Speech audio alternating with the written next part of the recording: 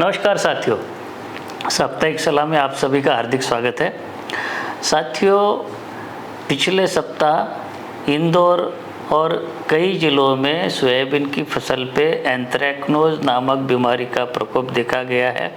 और आपको सलाह यह है कि त्वरित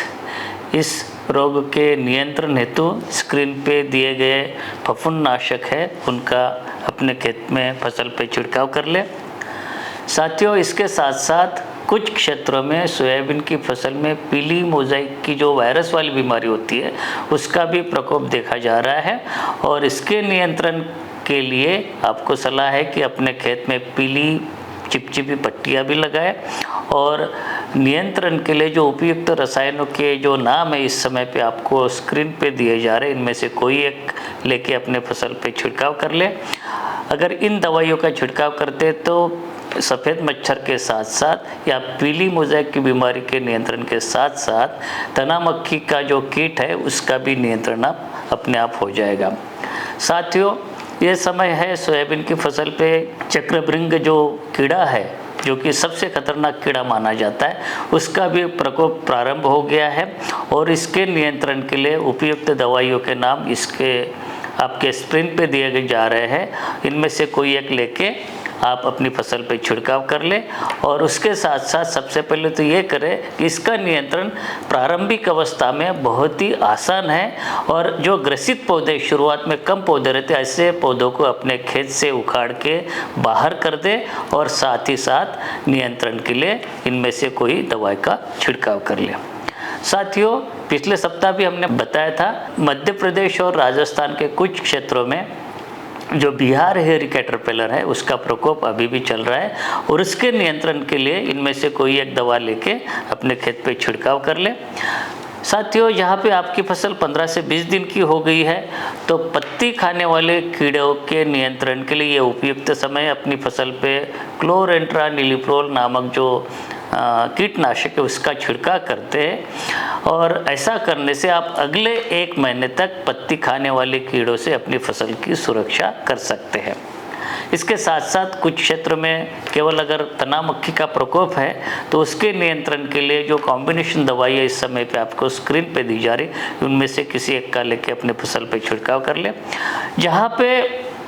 पत्ती खाने वाली इल्लियाँ भी है, जैसे कि सेमिलूपर है, चने की इल्ली है या तंबाकू की इल्ली है, और इसके साथ साथ रस चूसने वाले कीड़े जैसे कि सफ़ेद मक्खी है वो भी है, और उसके साथ साथ जो बोरर से जो तना छेदक इल्लियाँ है जैसे कि चक्रभृंग है, तो इसके नियंत्रण एक साथ करने के लिए इस समय पे आपके जो स्क्रीन पे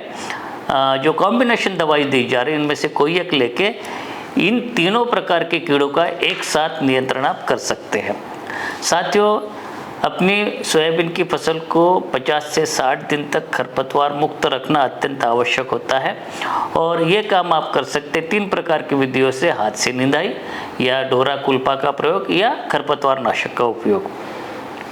जब आप हाथ से निंदाई करते हैं तो 20 से 40 दिन के अंतराल पे आप कर सकते हैं। डोरे का प्रयोग कर सकते तो 25 दिन तक सोयाबीन की फसल में डोरा आप चला सकते हैं और ये दोनों संभव नहीं है तो अंतिम विकल्प के रूप में खरपतवार नाशक रसायनों का आप प्रयोग कर सकते हैं। लेकिन पिछले कुछ दिनों से ये स्थिति बनी है कि सोयाबीन के खेत में लगातार बारिश होने के कारण ट्रैक्टर का घुसना यहाँ पे संभव नहीं हो पा रहा है। तो इस स्थिति में कुछ और तरीके होते हैं, जैसे कि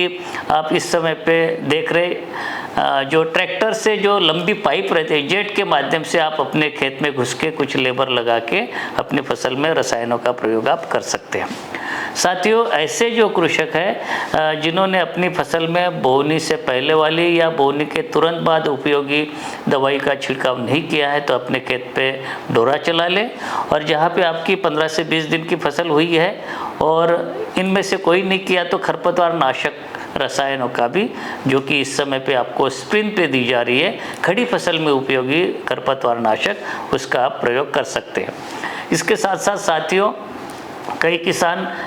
कई प्रकार के रसायनों को, चाहे वो खरपतवार नाशक हो या कीटनाशक हो, मिला के प्रयोग करते, उससे नुकसान भी हो सकता है। केवल जो संगतता की बात है, हमारे संस्थान में जो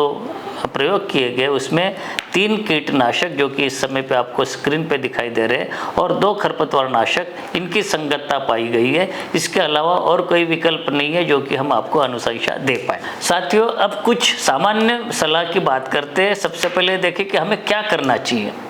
साथियों, जिस प्रकार से हमें सूचनाएं प्राप्त हो रही कि कई क्षेत्र में अत्यधिक वर्षा हो रही है, तो आपको ये करना है कि अपने खेत में जल भराव नहीं हो,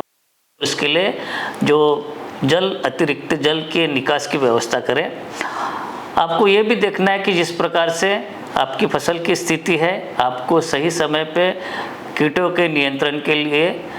जगह जगह पे जाके फसल का निरीक्षण करना अत्यंत जरूरी है। और आप जाए, खेत में जाए, फसल को देखें, पौधों को हिला के देखें, कहीं ये देखें कि अपने खेत में कोई इल्लियों का प्रकोप तो हुआ है या नहीं है, और यदि है तो उसके तुरंत नियंत्रण के लिए कदम उठाएं। साथियों, जहाँ पे घनी फसल होती है तो चक्रभृंग का प्रकोप होने के चांसेस ज़्यादा होते हैं। तो आपको ये देखना है कि यदि आपके खेत में ये शुरुआत हो गई है तो ऐसे ग्रसित पौधों को, या जो रिंग जो होती है, जो डंडी होती है 3 पत्तियों वाली, उसको अपने तने से तोड़ के प्रथम सप्ताह में इकट्ठा कर ले, खेत से बाहर कर ले, और उसके साथ साथ उसके नियंत्रण के लिए जो उपयुक्त रसायन उसके छिड़काव करें। साथियों, जब आप छिड़काव करते, चाहे वो फफूंदनाशक का हो या कीटनाशक का हो या खरपतवार नाशक का हो, तो पानी की पर्याप्त मात्रा लेना चाहिए यदि उस दवा का हमें सही प्रभाव लेना हो। तो नैपसैक स्प्रेयर या पीठ वाला स्प्रेयर जब आप उपयोग करते हैं किसी रसायन का छिड़काव करने के लिए खड़ी फसल में, तो 450 से 500 लीटर पानी की मात्रा लेनी चाहिए। और पावर स्प्रेयर जो कि ट्रैक्टर द्वारा चलता है,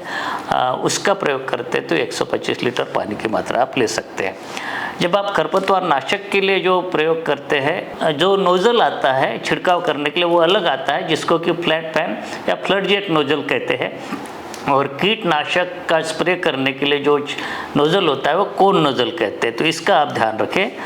आप ये भी देखें कि उपयुक्त रसायनों का ही छिड़काव करना चाहिए जो कि सोयाबीन की फसल के ऊपर अनुशंसित किए गए हो, और ऐसे जो रसायन है जो कि अनुशंसित नहीं है उसका प्रयोग नहीं करें। साथियों, जहाँ तक फसल सुरक्षा की बात हो, कई किसान ये सोचते कि सोयाबीन की फसल अभी फूल आने की अवस्था में है, लेकिन ये चीज़ ध्यान में रखें, इस अवस्था में भी यदि आपके खेत में कीटों का प्रकोप हो या बीमारी का प्रकोप हो गया हो, तब भी आपको उपयुक्त जो अनुशंसित दवाई है उसका छिड़काव करना चाहिए, भले ही आपकी फसल फूल आने की अवस्था में हो। एक और सलाह है कि जब आप रसायनों का क्रय करते हैं तो पक्का बिल लें और विश्वसनीय स्रोतों से ही आप दवाई लें।